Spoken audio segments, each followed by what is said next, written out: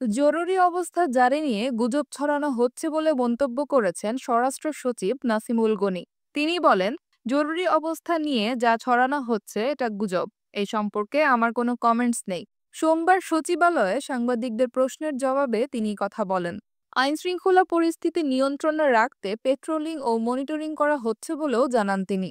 এর আগে রবিবার রাতে জরুরি অবস্থা জারি হচ্ছে বলে সামাজিক যোগাযোগ মাধ্যমে গুজব ছড়িয়ে পড়ে। বিশেষ করে ক্ষমতাচ্যুত আওয়ামী লীগ সমর্থকদের নানা ধরনের তথ্য প্রচার করতে দেখা যায়।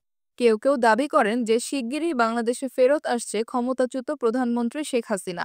সামাজিক যোগাযোগ মাধ্যমে জরুরি অবস্থা নিয়ে যে তথ্য ছড়ানো হচ্ছে সেই বিষয়ে জানতে চাইলে স্বরাষ্ট্র মন্ত্রণালয়ের সিনিয়র সচিব নাসিমুল গনি বলেন, আইনশৃঙ্খলা পরিস্থিতির অবনতি হওয়ার আশঙ্কার কোনো তথ্য আমার কাছে নেই।